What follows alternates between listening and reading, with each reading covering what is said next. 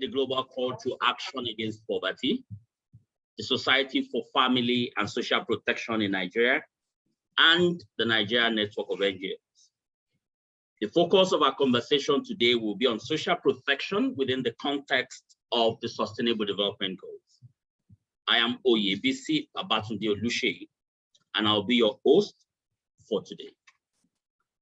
In terms of processes, all discussions today will be developed into a declaration that we would share with you within 24 to 48 hours for your review, and then we would make public and also ensure that we circulate to all critical stakeholders, both government, private sector, and civil society. Today joining us would be Dr. Abiola Thompson-Tiligiado, who is the President, Society for Family and Social Protection in Nigeria, and also Barrister Ayo Adebuse, a member of the National Technical Working Group on Social Protection Policy Review in Nigeria. I'm sure in the last 18 months, you have witnessed families and communities across the world and indeed Nigeria facing difficulties associated with COVID-19. And also our vision of equality and inclusion, as we have aspired it in the Sustainable Development Goals, is now flawed. We have seen more people getting poor, and yet the world's richest are getting more and more richer. In fact, we made more billionaires during the pandemic. Some countries have secured vaccines, while some countries are still struggling for us to be able to get vaccine. This shows the level of inequality that we have within our world today. Income inequality is growing, and someone has likened income inequality to also issues around disability. So the Global Week of Action is happening between the 17th and the 28th of September.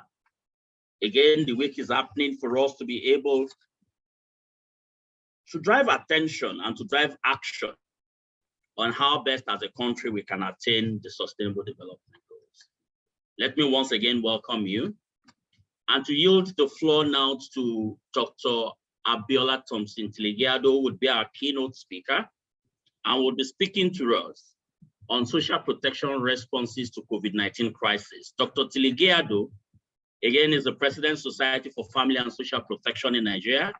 She's a senior health development executive with 35 years experience in the health and development sector, and has worked as the National Coordinator, National AIDS Control Program, Global Senior Health Advisor Plan International, and she once sat on the Governing Council of the Lagos State College of Health Technology.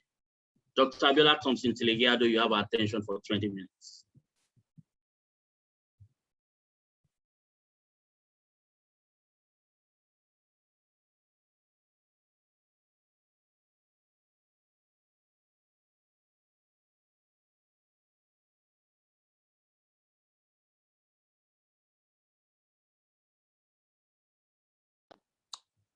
Hello.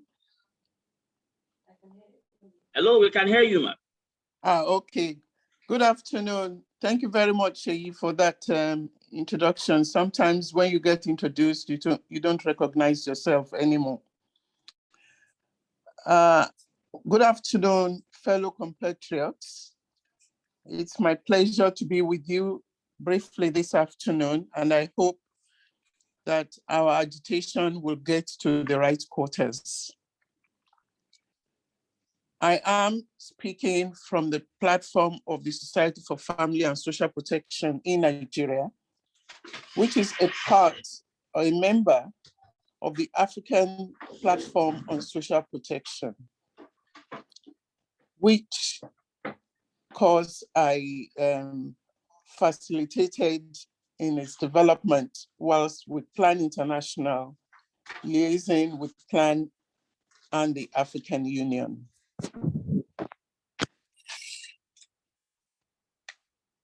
I will be drawing reference to this presentation from what I've observed happening in Nigeria. First of all, I would like us to identify issues that need unpacking. The first is social protection itself. What do we mean by social protection? Because some people think it's just social security, it is just this, it is just that. But thank goodness, globally, particularly through the platform of the ILO and other UN agencies, we have agreed that this is a set of policies and programs that are set up to reduce or ameliorate situations that put people at risk or tilt them towards poverty. I would also like for us to unpack the word response. This can be a positive response, it can be a negative response, or it can be same old story, no change, no change. So in the course of this presentation, we will endeavor to see what we have been doing. As Sheyi said, the COVID-19 pandemic has exposed the inadequacies and weaknesses in our social protection system, where it has left some people. For instance, we've got the creation of some emergency billionaires and celebrities thanks to COVID-19. We've also got the creation of emergency paupers, because you find that people who do not have access to anything that will help them sustain the risk that they're going through, risk of non-payment of salaries, risk of not selling in their informal sector. So they become paupers, and there is no protective mechanism to help them absorb this. How did we get here? A combination of debt burdens, inadequate health systems, largely informal economy, in the sense that, particularly in the developing world, in particular Nigeria, which we're talking about, the informal sector constitutes the vast majority of the economy. And where even provisions are made for social protection, the people in the informal sector don't get covered. Added to that, we have the increased rural-urban migration, pre-existing medical conditions, gender and sociocultural disparities. We are all familiar with the issues of Black Lives Matter, All Lives Matter. These make the crisis especially acute, particularly in the developing countries. This has made the United Nations to estimate that about $2.5 trillion will be needed for rescue funding to avoid an economic and health catastrophe. The reference is to UNCTAD 2020.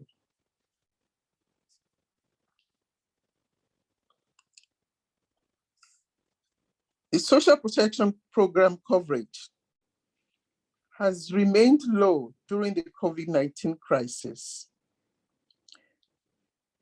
mostly even out of dissemination or access of communication. COVID-19 asks that we should get masked up, we should keep social distance. I always wonder, how are we able to get this across to people living in what in Nigeria they call face me, I face you, like in Ajegunle, where hundreds of families live together in a compound. How can they maintain social distance? How are we able to disseminate the information to them for communication purposes? I know that there are a number of things, that had taken place, that had been done, but between mid-March and July 2020, only 4.9% of households received assistance in the form of cash from institutions, including government, and 3.6% received in-kind assistance, like food assistance, for instance. In her national social protection policy, Nigeria provides a social protection response around 4 main themes. These are social assistance, social insurance, child protection, and the labor market. However, in the first national implementation plan, only 3 of these had been addressed.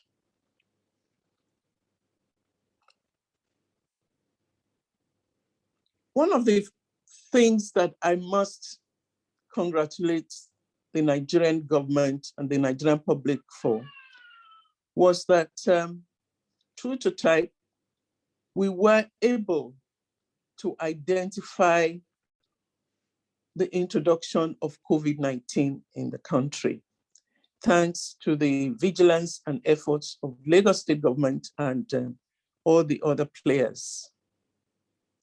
But also true to type, because we don't have any robust social protection mechanism available, we have really not been able to adequately provide the response and that would benefit the people.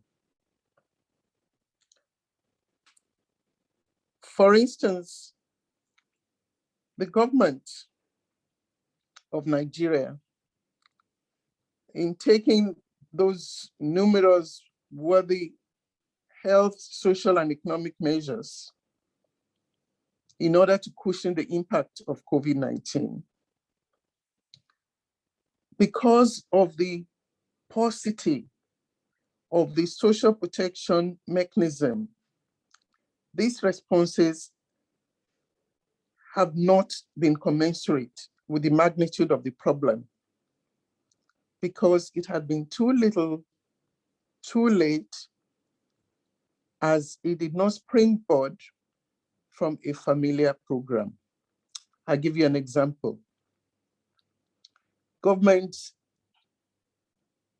brought in some palliatives. The people are only used to palliatives that have been given to them by politicians when they are looking for votes. There wasn't much explanation given. And of course, it fell the way that most of these palliatives from politicians fall. It's with a lot of storage here and there, for future reference, storage of bags of gari, bags of rice, and so on and so forth. It was also unpredicted. For social protection to be effective, I would like for us to realize that, number one, it must be universal. That is, access to it must be universal. everybody should be able to access it as needed. It should be predictable. I will give an example, for instance, where you have social security systems like in the UK, where they give benefits to unemployed people. They are able to predict that at a particular time in the month, they will get their benefit. We don't have such a system yet. I am told that there is a register that's been compounded, and I know that that register has just a minute percentage of the required names on it. Not many people know that such a national social register exists. The other major strategic response was the emergency economic stimulus, the bill of 2020, which was passed by the House of Representatives to provide support to businesses and individual citizens of Nigeria. This meant, of course, businesses that were recognizable, were registered. But as I said earlier on, the vast majority of businesses fall in the informal sector. Then the government announced in 2020, on the 1st of April, thank goodness nobody thought it was an April Fool, the government announced that it will make transfers of 20,000 naira to poor and vulnerable households registered in the National Social Register, which, as I referred to earlier, is alien to many Nigerians. They don't know what it is. They don't know how to access it. They don't know how to get themselves registered.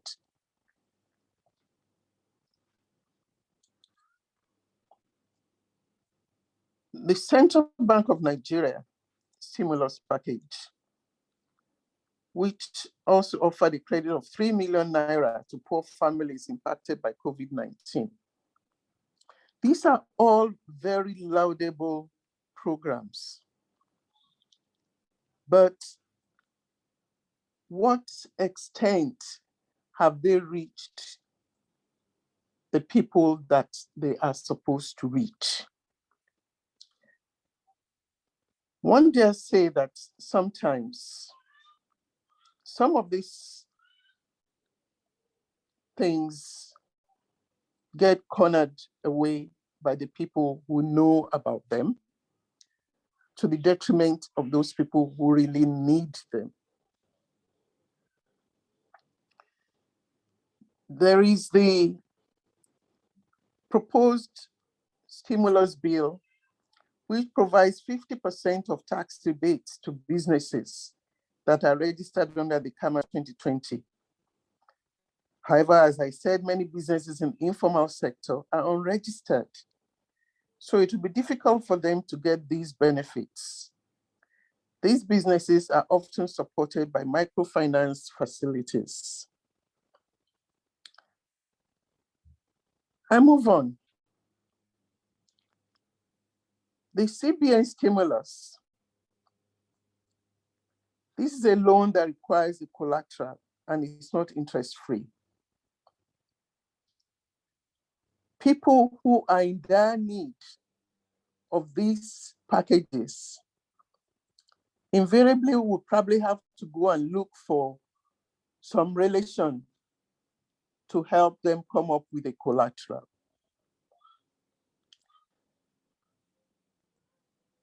So that is a gross failing that I think the government would need to look into. There is a low level of awareness of the available economic packages and policies implemented by the government. The government has not been able to provide food support to everyone who needs it, as the distribution is marked by lack of accountability and, dare I say, corruption.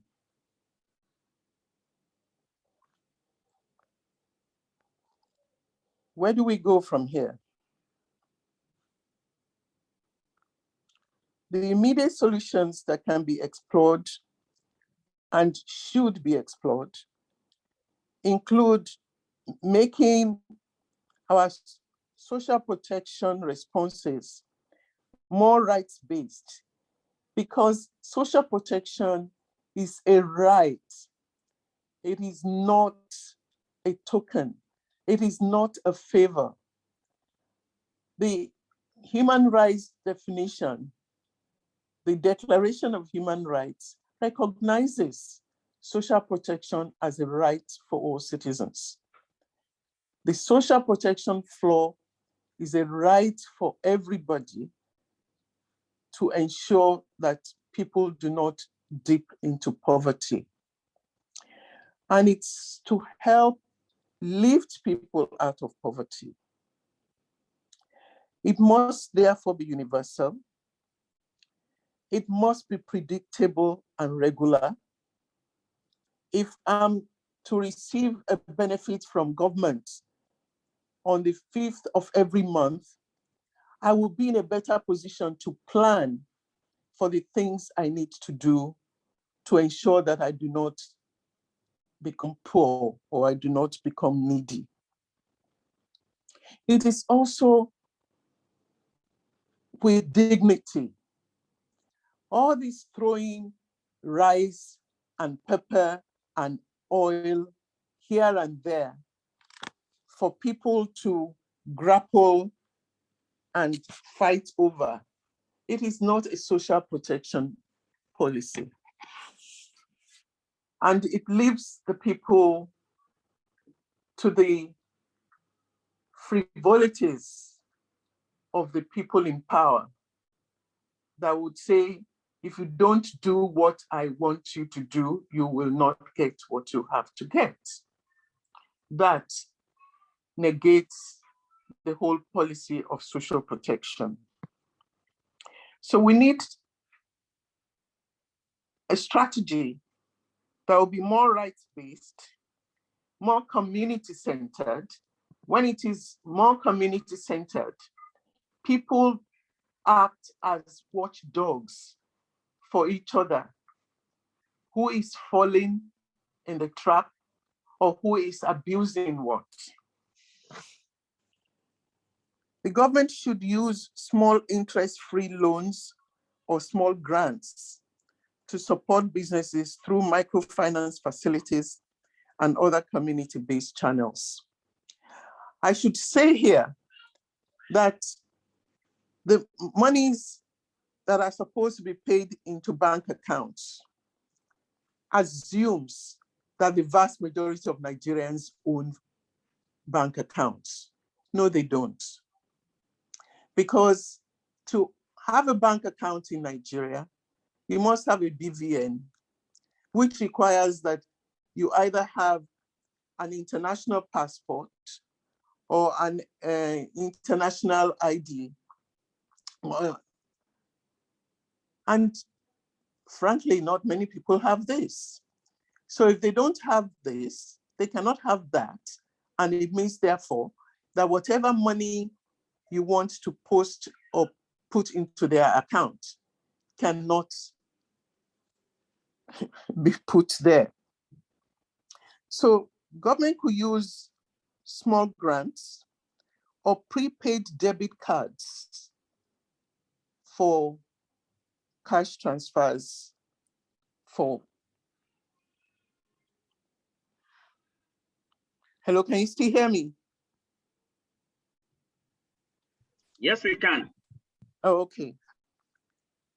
So I think more effective measures like direct bank transfers need to be strengthened.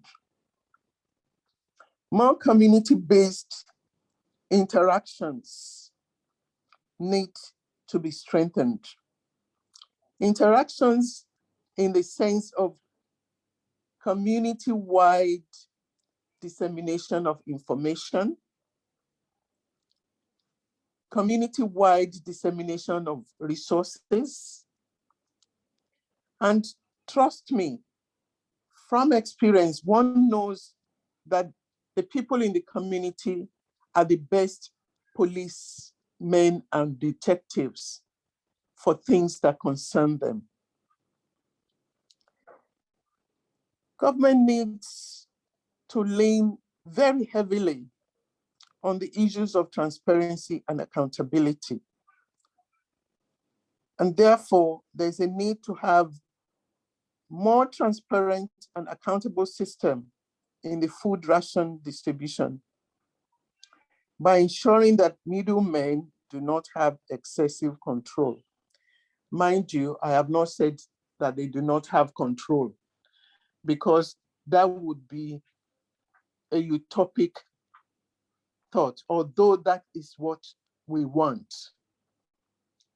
But middlemen will always still be middlemen, but we need to ensure that their influence and their own commissions are not excessive.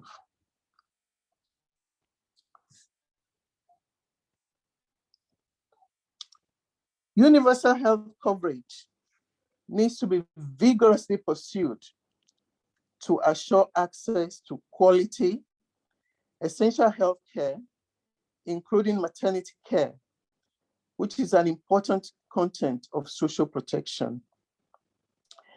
Income benefits in terms of child benefits should be paid for children to enable them to embrace access to quality education and nutrition. Cash transfers for people who are unable to earn sufficient income, including the unemployed people, people living with disabilities, and individuals on parental leave should be intensified. Pension payments for older persons like myself should also be without rancor.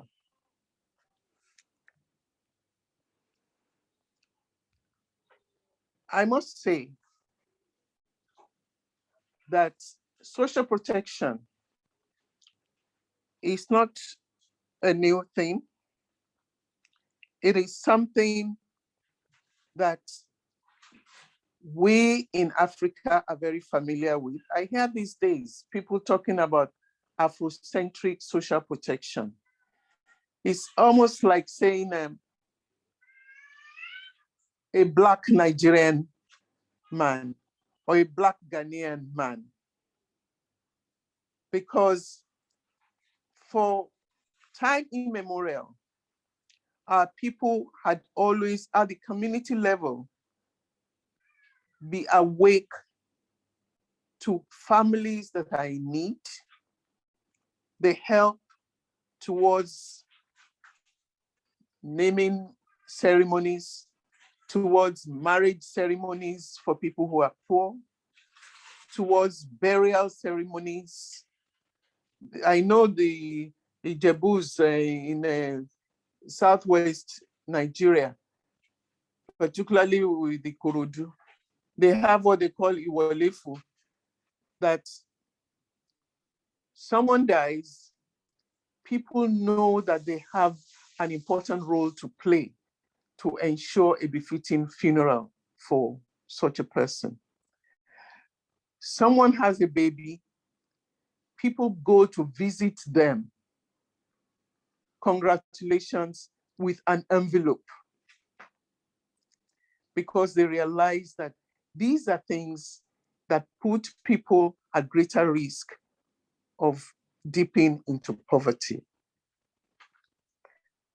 Social protection systems, therefore, have been proven as direct and fast-acting mechanism to end poverty and reduce inequalities. while it unleashes individual creativity, capacities, and resilience in the face of natural calamities, pandemics, and economic hardship. I know that presently, many countries, particularly Nigeria, are struggling with how to make the bill. But as we had done in the case of HIV and AIDS, myself and a number of my colleagues on the African platform are vigorously agitating that we should have a global fund for social protection. Such global fund would be able to provide assistance to countries and communities that are struggling in making their social protection work. It would also be something that would be governed by the interest groups so that nobody will be left cheated or unattended to.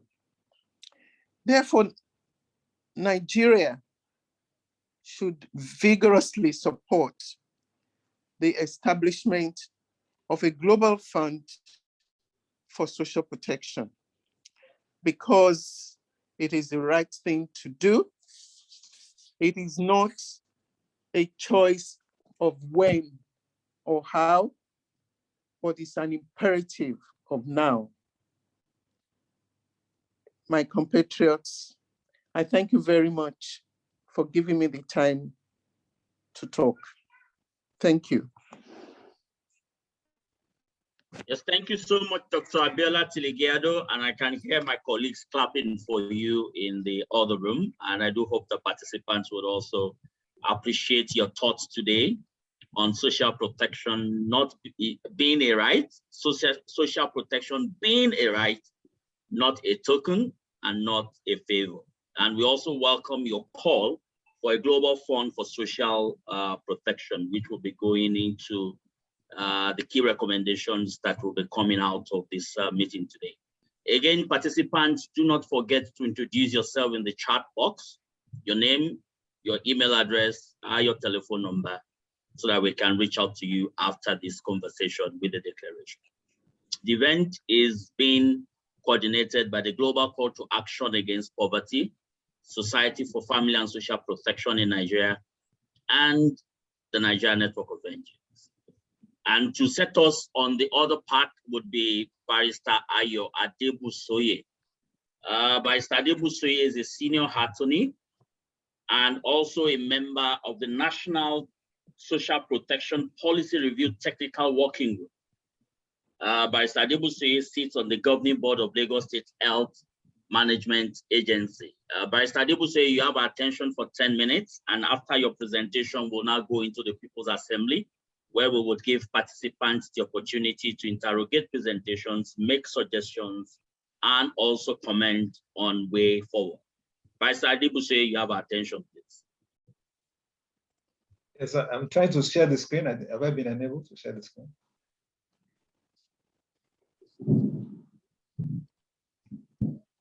I'm sure you should be able to enable to share your screen. Yes, you can. You're a co-host. Okay. Can you see it? Not yet. Okay.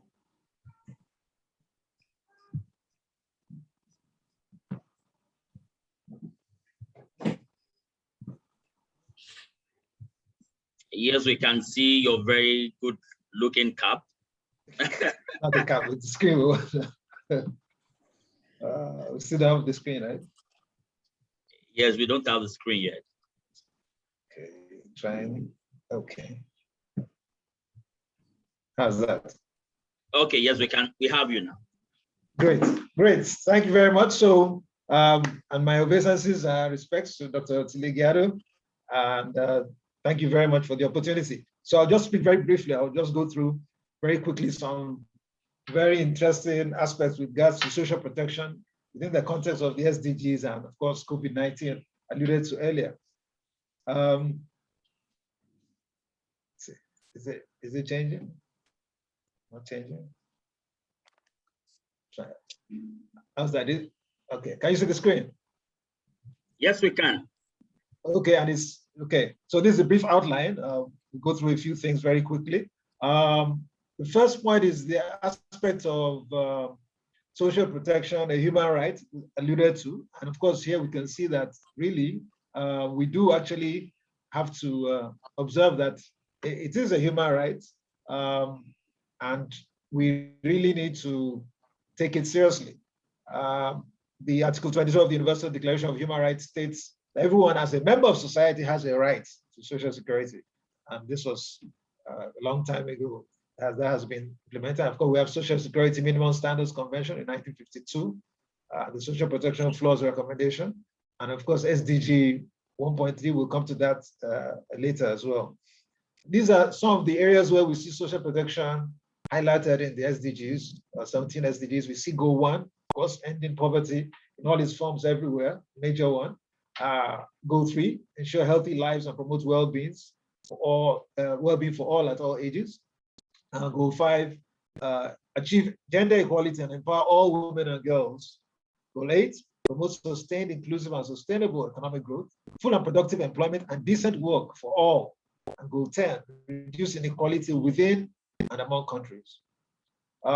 Some targets that are related, specific targets, 1.3, implement nationally appropriate social protection systems and measures for all, including flaws. And by 2030, remember that's just 9 years away, not as long as we thought, achieve substantial coverage of the poor and the vulnerable. At 3.8, achieve universal health coverage, and including financial risk protection, access to quality essential healthcare services, and access to safe, effective, quality and affordable essential medicines and vaccines for all. Very critical. And of course, 8.B, by 2020, develop and operationalize a global strategy for youth employment and implement the ILO Global Jobs Pact. Now, we've seen these are examples to show where developing countries that have actually achieved some universal social protection schemes. And we've seen there's, of course, in Africa, we've got South Africa there, we've got Botswana, Lesotho, a few countries, but of course, we're not yet there. But we see the example of China shown here, how the huge number of people covered under their old age pension coverage from 2001 to 2013. And of course, we all have heard how China has, reportedly lifted about 700 to 800 million people out of poverty over the last 30 years. So these are some of the strategies that they use, old age pension coverage, very critical. Social protection is a mix of policies and programs designed for individuals and households throughout the life cycle to prevent and reduce poverty and socioeconomic shocks by promoting and enhancing livelihoods and a life of dignity. And we see here in this example from the children, child support during the working age, support for those without jobs, maternity benefits, work injury, disability benefits, and of course, old age, we see old age pension, survival, access to health, and the cutting all is safety nets for the poor. So we should bear this in mind as we're moving forward. So the rationale for social protection policy in Nigeria, we need a coordinated system of social protection programs that can effectively deliver services to the poor and vulnerable. We need to avoid fragmented programs. Many times the MDAs are doing different things at the national and state level, and there's no coordination. To prevent implementation of ad hoc programs, many times we hear of different programs, pet projects of first ladies, but they're not sustainable when the first lady goes.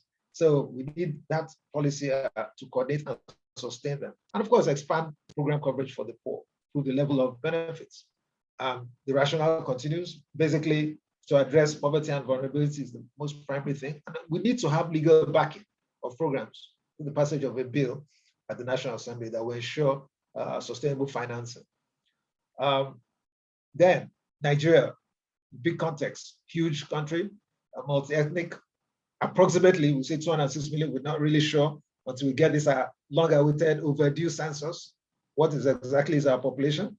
More than half of the population, huge youth bulge, younger than 20 years, And with a youth fertility rate of 5.4 children per woman, that means by 2015, estimated we're going to have like 400 million population, which can be a huge boost for economic development and growth if properly planned, catered for.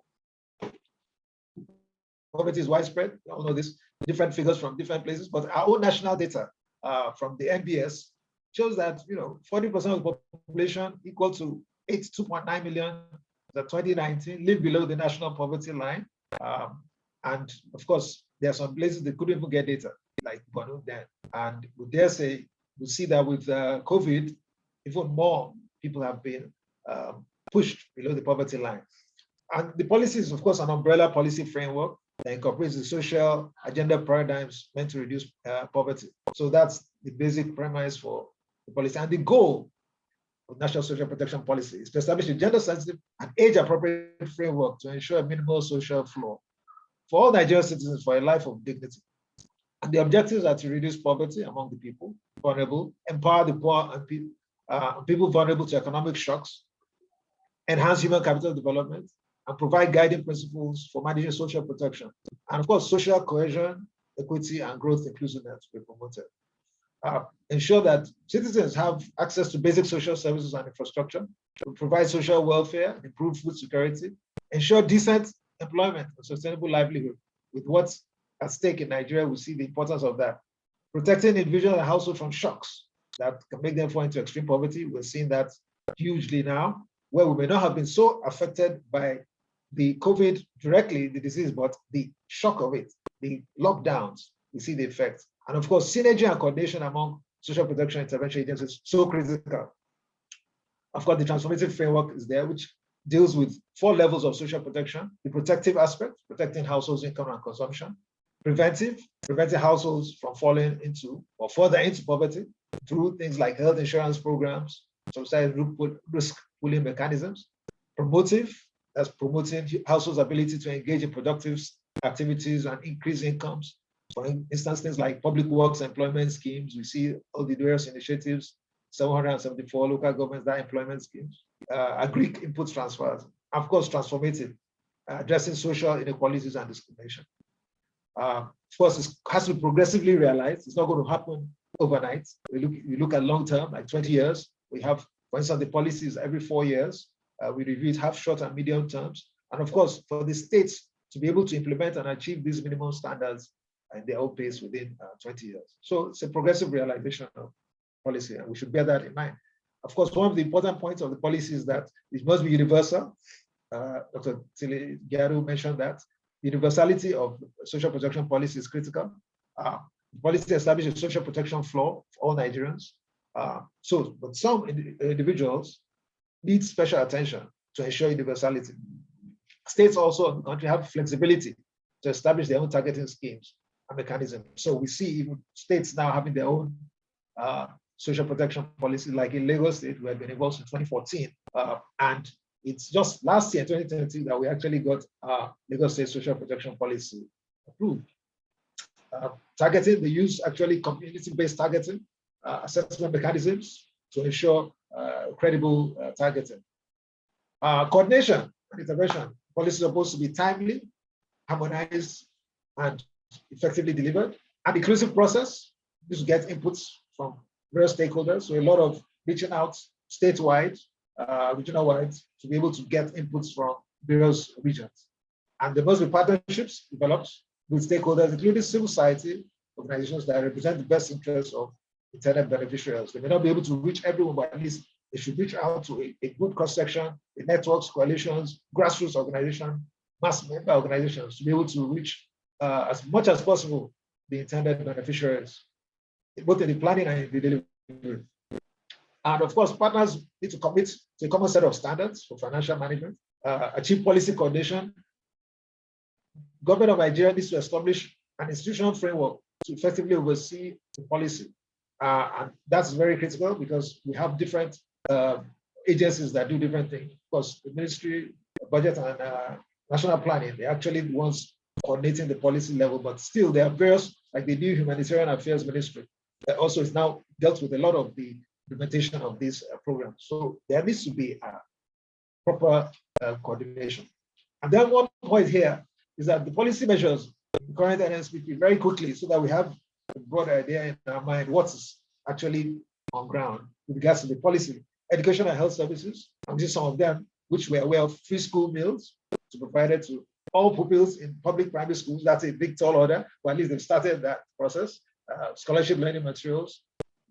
Children and adults living with disabilities having access to free health care, education, and required special services. In Lagos State, under the Special People's Law, that has been in place in theory in law since about 2011. However, implementation is always an issue.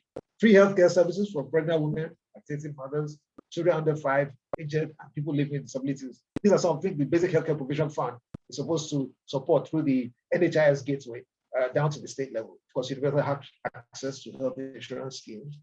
Then we also have categories: social welfare and child protection, and social housing. Very, very important to have social housing, because now we see a situation where there's such a gap with regards to the housing need in the country, especially for those who are more vulnerable, not so accessible. Another category of that policy mentions livelihood enhancements and employment. You see unemployment insurance, non-cash unemployment benefits for job seekers. We see public works programs for youth, persons with disabilities, and unemployed, providing support for sustainable livelihood through skills training, access to land and inputs, and like that, and various micro financing schemes. And of course, social security insurance schemes, contributory pensions available to all citizens over 60 years. Remember, this is supposed to be progressively realized. It's not going to happen overnight, but it's something that we need to all start working towards at the national and state level. Other categories: social assistance, providing cash transfers to families, and cash for work schemes. We saw that some of these things are already happening. This cash transfer where they give 5,000 a month, or in some cases now 20,000 being transferred to various most vulnerable. Cash and food grants for poor families. Traditional family and community support existing family and community-based mechanisms and systems. That I think is something very important, because we know that how much that can actually happen at the grassroots level. Then legislation. We need to have a legal framework that specifically protects the intended beneficiaries through various inheritance rights, birth registration, childcare service, and even breastfeeding. So legislation important. And while reviewing we're reviewing the National Social Protection Policy, because mentioned every 4 years, and it's under review now. Some emerging issues and present realities were brought to the fore, which we should all bear in mind. The issue of older persons was not really taken into consideration before, but now we see recently they have the National Senior Citizens Center, which has just been inaugurated by the president, and they have a board as well. So that is something that has come on board. The issue of youths, very, very critical. We saw with the recent NSAS protests. Special attention has to be given to issues relating to youth in the country.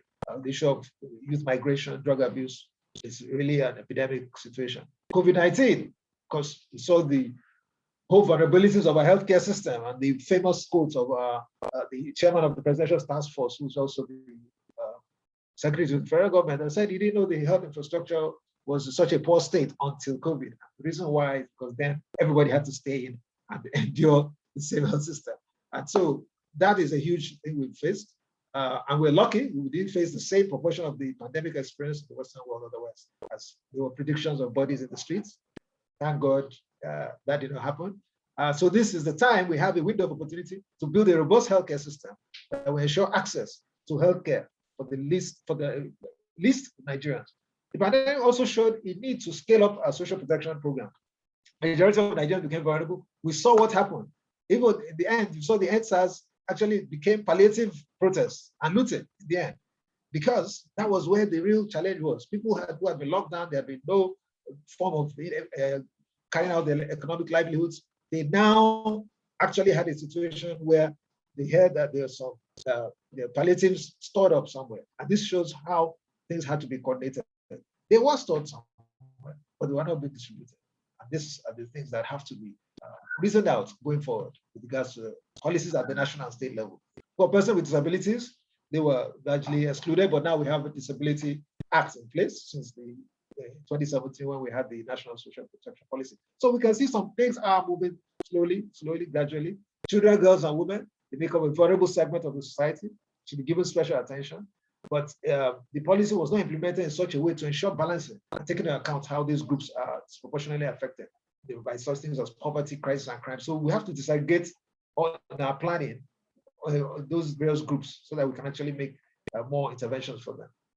Because emergence of the urban poor, the COVID-19 pandemic revealed the poor and vulnerable in Nigeria hugely all over the place. We saw the videos, reports of various people going in their thousands to go and loot the various warehouses. That shows the challenge and how huge the urban poor had become. We saw increase in robberies since then. The youths, many of them who don't have anything doing, security issues have become worse. So the humanitarian crisis, well, what can we say about that? The Boko Haram insurgency, banditry, kidnappings, herdsmen, farmers clashes, as they call it, all of them have increased the whole challenges with their social protection, because now we have so many thousands in IDP camps all over the country in need of humanitarian assistance. There are some new developments. Of course, the policy itself in 2017 came up and now being reviewed. The national safety nets and social transfer programs. The National Social Registry now has over 30 million, and of course, counting every day. Then we have the Ministry of Humanitarian Affairs, Disaster Management and Social Development, which was created in 2019. And so we're reviewing the current policy. We need to, because every 4 years we're supposed to review. We're also supposed to ensure that the COVID-19 pandemic experience and the shock response there has to be a response to that. So there needs to review. We also need a costly work plan. This has not been there. And that's one of the weaknesses of the whole policy. And again, a legislative framework to ensure institutionalization of the programs. So what's needed next? We're rounding up now. Linkages between social protection and other services require promotion of improved institutional coordination. Very important. Otherwise, various sectors will be doing things without any coordination. And we see that is one of the challenges we have here. Ministries and departments are not speaking to each other. We need a legislative framework to protect investments made so far. Because tomorrow, another government may come. We saw with this administration, especially under the Vice President 2015, there's been a huge intervention with regards to social investments. But the next administration may not be the priority. So to ensure that the legislative framework is needed, we need common systems for targeting, monitoring, and evaluation. And we need to enhance access to our quality of basic service delivery. Very, very clear. And one important point, this is division of roles and responsibilities amongst federal, state, and local governments. Because we all have those challenges, knowing where we start, where we stop. This is the policy review process, showing what has been done from formation of TWGs, engaging the states for inputs, stakeholder consultations going on, validation of the policies, and of course, this development of course implementation plan and legislation, very critical, which still needs to be done. Finally, our call to action. Yes, and this is very important. We're calling on the federal government to accelerate action on development and passage of social protection bill to help strengthen poverty and eradication through social investment programs, to sustain all the gains in social investment programs beyond the life of this administration. It's very, very important that this happens. And if we're talking about trying to achieve the SDGs, we need this. Otherwise, that sustainability will not be there. Adequate investments, very important, to capture more people in the social register. Introduce measures to bolster diversification of the economy.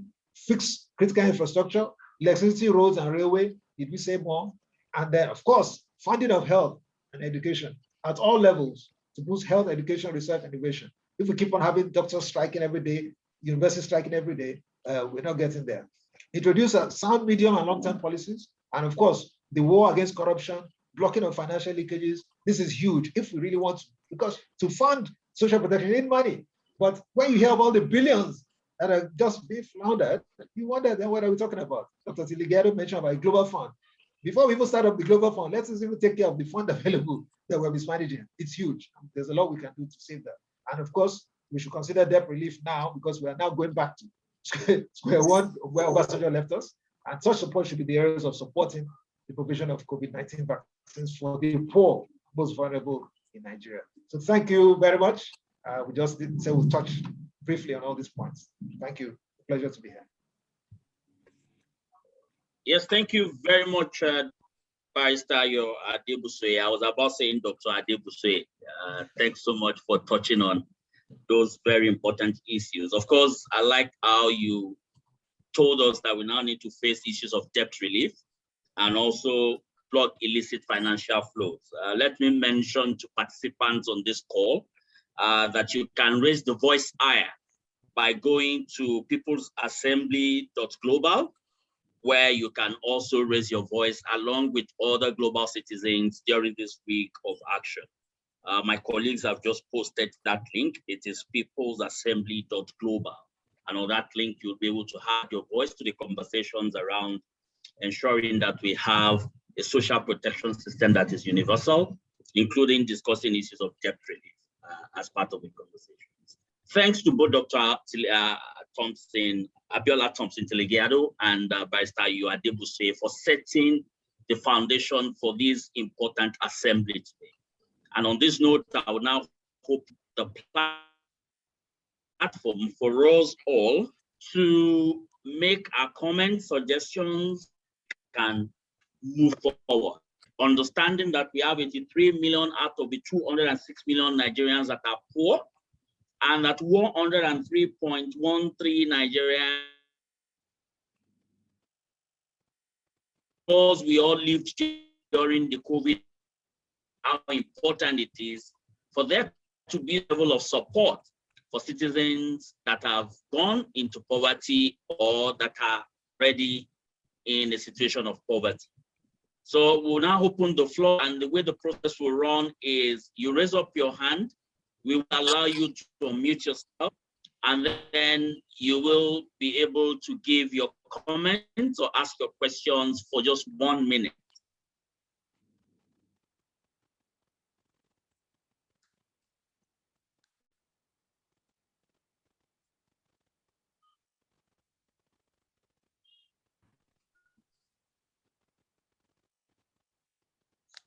Hello. So can I have Dr. Fumi Akinyele? Then after I'll come to Mr. Dennis Ekwere. Dr. Akinyele, please, 1 minute.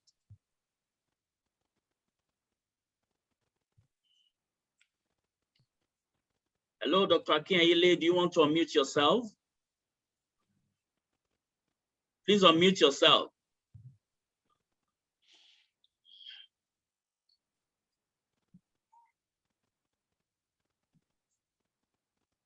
Oh, she can't unmute.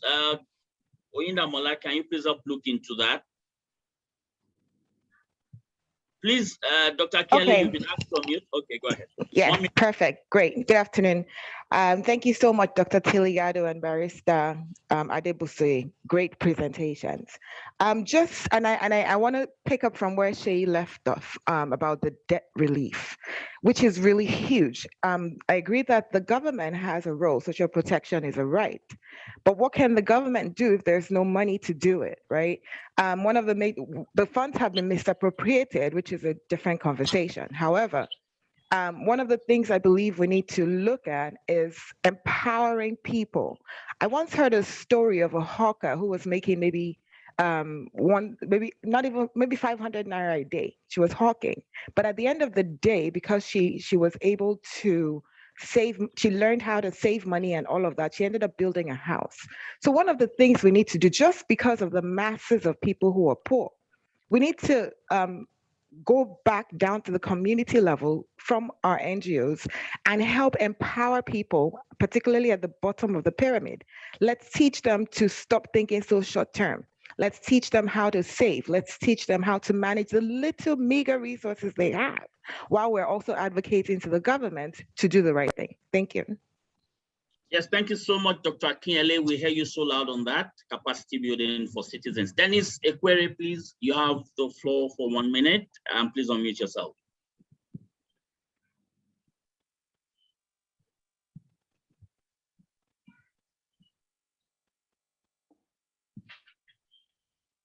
Mr. Ekwere, can you please unmute yourself? You have been asked to unmute.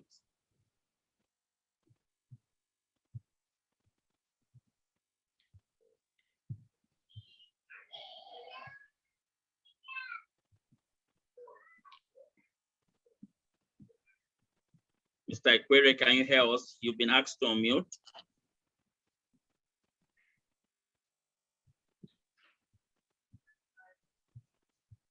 Okay, can we ask Madam Oyedin Mahuche. Apologies if I didn't pronounce this very well.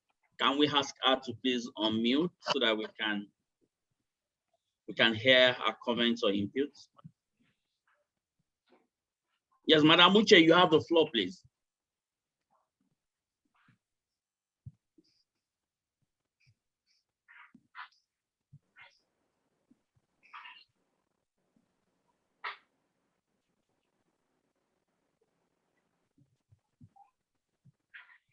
Hello, Madam Uche, can you please unmute yourself? Are you hearing me? Yes, we can hear you now. You can hear me now? Yes. Good afternoon, all. Good afternoon. I thank the presenters. Thank you for the great presentation. I'm talking about reaching the community people, the people that are really living in poverty. It's very unfortunate that most of them are not registered in the National Register. And this cash transfer that have been going on in most of our communities, they don't even know what they are doing. And the NGOs, the community, civil societies, most of us are not given the opportunity to be involved.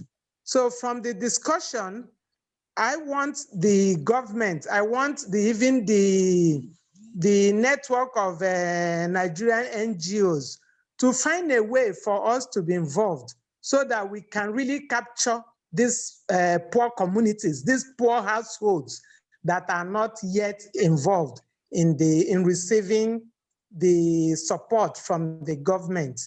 I think when we begin to do that, then we'll be assured that the social protection policy is really having an effect.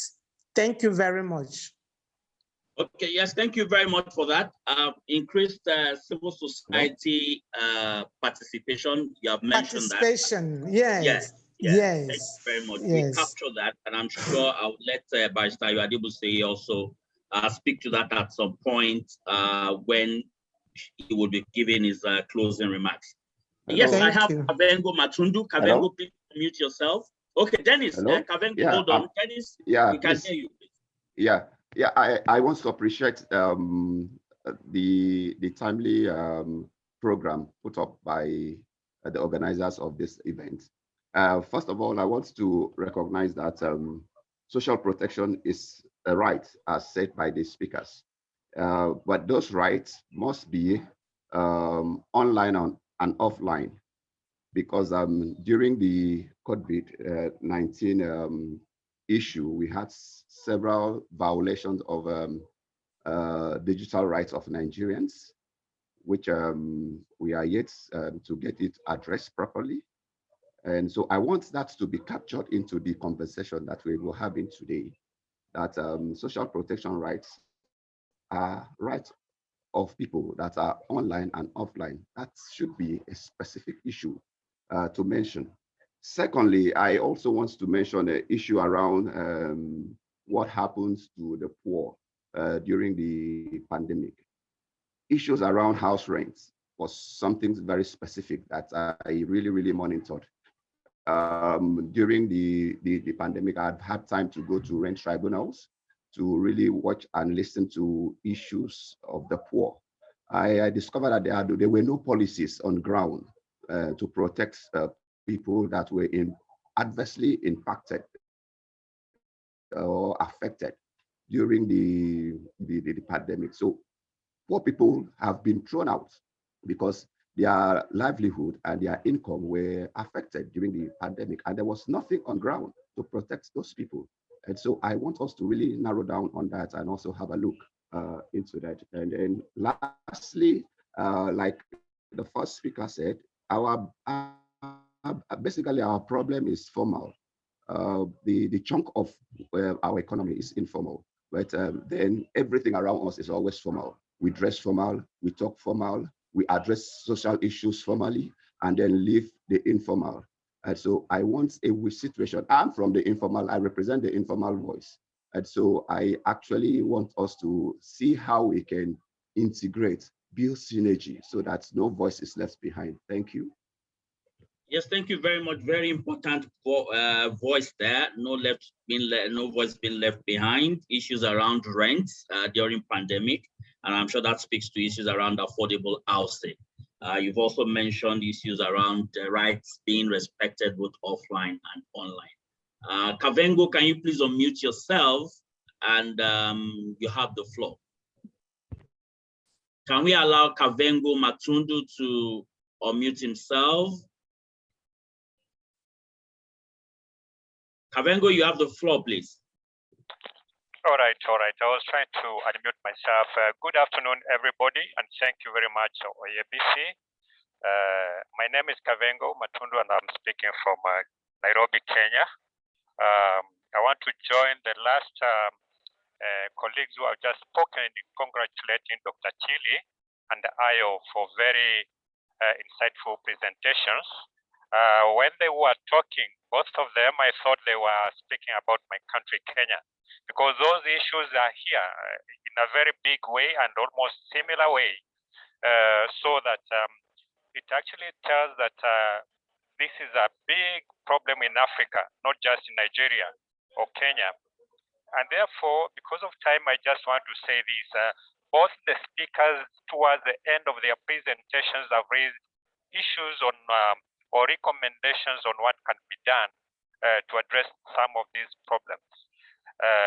I think it is a challenge to those of us who are here, seated here, to consider taking up these issues as issues of advocacy, to start off processes that may create like these policy and legal frameworks that may address these issues. Because left on their own, our governments in Africa will hardly take up these issues voluntarily, because it's not an easy job. It means taking more money away from the people, to the people, which they should be instead stealing. So it is up to us within the civil society to take up these issues and see what pressure we can mount to our governments at the state level and even national level, and whatever other level, to have in place policies and laws that can help us address these problems. Otherwise, thank you very much. Yes, thank you very much, Kavengo. The issues are about the same across Africa. And that's why when Barrister Adebuswe was making his presentation, he emphasized on the issues of legal framework. And there's also the need for us to have joint solidarity on addressing many of these issues. Again, that's why I would advise participants to please go to the peoplesassembly.org, .global, peoplesassembly.global, where you can also again raise your issues and also make your voice heard. Are there any more comments before I go to Barrister Adebuswe to give us his closing shots? Then I escalate also to Dr. Abiola Thompson-Tiligiado to also give us our closing shots. Then we can round up with some announcements and then close on the dot of 2:30. Any other comments, suggestions that would go into the public, into the declaration? Note that immediately after this call, my colleagues and I will work on the declaration that will be sent to you. And we hope that you'll make your comments in the declaration. And by Monday, we hope to ensure that we publish this in national dailies and also send directly to the president, vice president, and other critical stakeholders. Any other comments? Barring any other comments, I would now ask Barrister Adebuswe to give us his closing shots in 2-3 minutes. Then I'll go to Dr. Tiligiado for hers too. Barrister Adebuswe. Thank you very much. One is to address what my sister had asked about how they could engage with the whole process, social protection. I think one of the first parts of call we should all do is try and identify at the state level, the state operation coordinating units called SOCU of the National Social Safety Net Coordinating Office. That's NASCO, the national one. They are usually housed in the Ministry of Economic Planning and Budget, or the equivalent in the states. So that's one area that you can go and engage with them first and see, okay, what is the situation with regards to social protection in your state, and how you can engage with them. Because in every state, they're supposed to actually be there And actually, they need to work closer with the civil society organizations, and the community-based organization, because their targeting process is imperative that it is credible. And the way to get credible is to involve the community organizations and ensuring that the right people actually captured. And you can also visit www.naspp.gov.ng for more information in that regard. And I want to just leave this forum with something very important, the issue of financing. We need to understand that Nigeria especially has one of the lowest tax to GDP ratios. And so many times we want things from government, and unfortunately government has also taken more than it can chew. But the issue of health is something that needs financing. If we want to get universal health coverage, which is one of the basic aspects of social protection for the most vulnerable, we need an innovative financing situation. And it has been proposed that we have a 1 kobo per second levy on telecoms, because we have over about 160, 180 million subscribers.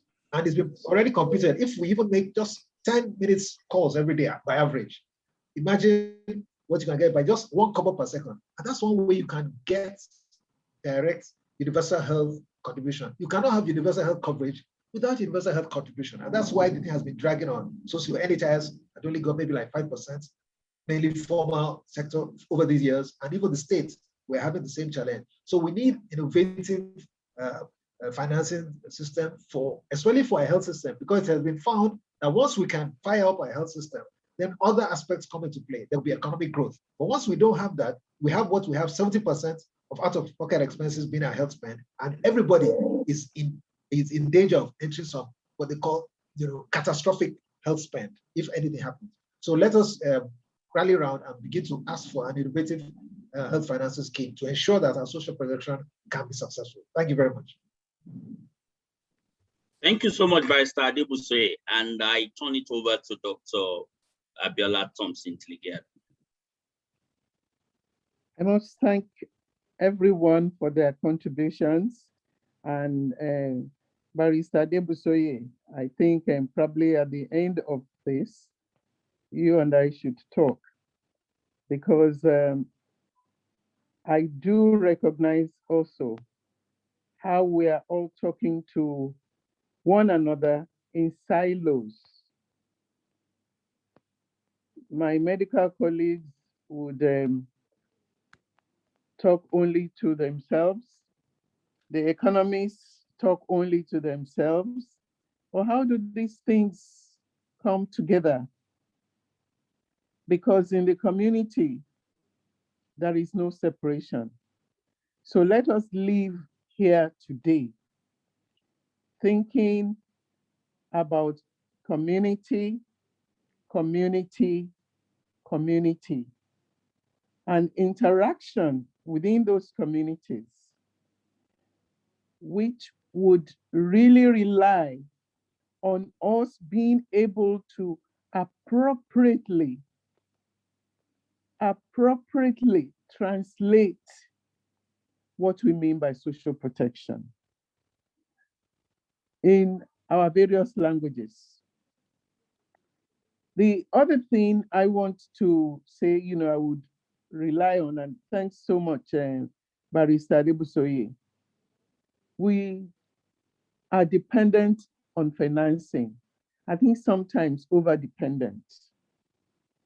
There are things that we can do at the community level based on what is happening.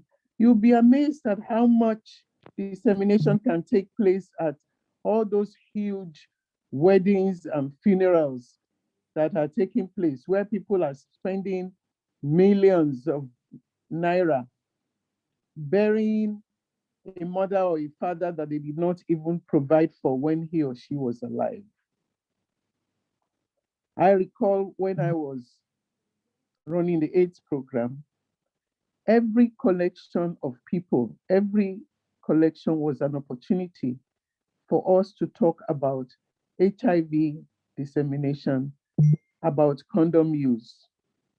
So in our various church groups, in the various mosques asalatus, you can ask for 1 minute, 2 minutes for people to know how this thing impacts them and how they can respond. So community, community, community, information at a language that is easily understood by the people. When an organization has access to some funding, please also use social protection policies to be able to bring your compatriots on board so that the dissemination will go wider. If we all go on like this, charity will be beginning from home. We will be in a better position to get our governments to wake up to what they need to do and for them to support any global program that is coming on in terms of financing for development, in terms of financing for social protection, in terms of reducing stigma with people in the communities. I think, therefore, I'm resting on the need for us to be community-centered, to ensure a rights-based approach, and to be our brother's keeper. Thank you very much, Triple NGO. Thank you very much, everybody, for this. And I don't think we're stopping here.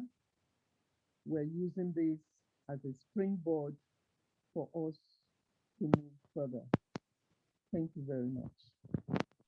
Yes, thank you so much, Dr. Abiola Thompson-Tiligiado and Barrister Ayo Adebuswe. You can be sure that we would use this as a springboard for us to bring civil society voices to strengthen social protection in Nigeria, especially the fact that we've been working in silos, but now we need some level of coordination. And on that note, let me ask and thank all participants for staying. I know there's very important matches going on at this time, but this is very important to you. And can I encourage you to please send us your name and phone number in the chat box, the number you want us to send your internet data to, and we will do that immediately. Please send it in the chat box as we speak. Also, do not forget to complete our evaluation, plus also ensure that you go to People's Assembly Global to raise your voice and make comments to a global audience that would be happy to hear your voice. Let me once again thank the Global Call to Action Against Poverty, the Society for Family and Social Protection in Nigeria, the Nigerian Network of NGOs, my colleagues at the Nigerian Network of NGOs, for working hard behind the scenes to ensure that we are able to have this assembly today. Immediately after this, you would receive in your emails the declaration, a draft of the declaration from this assembly that we would expect that you provide us some thoughts on. The way we will do this is that we'll put it under silence procedure. What it means is if we don't hear from you by a certain time on Monday, we would assume that you have approved that document to be sent out, and we will do so in your behalf. Again, we will put it under silence procedure. You should expect to receive the draft document, the draft declaration in few minutes.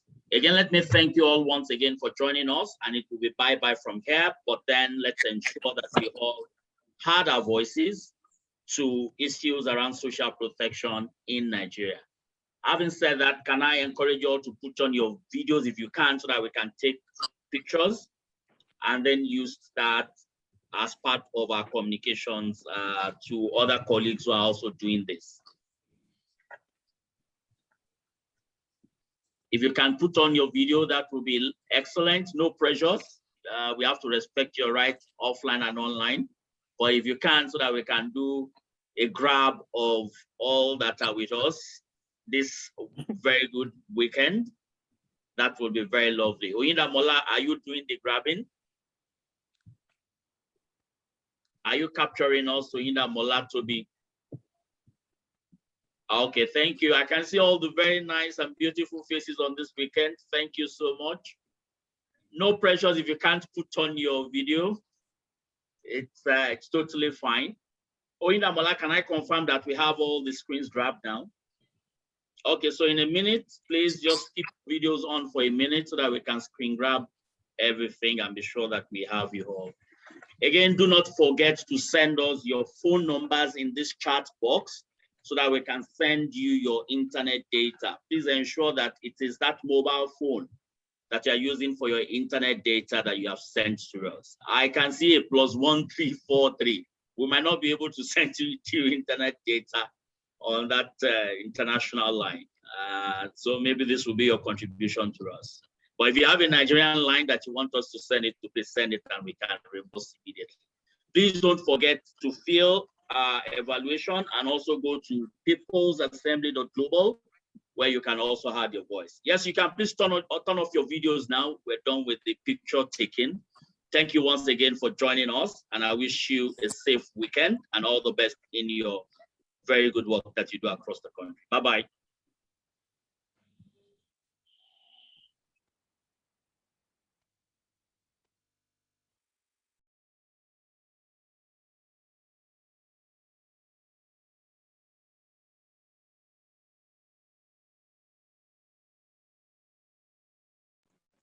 Kindly send your phone numbers for us to copy and send internet data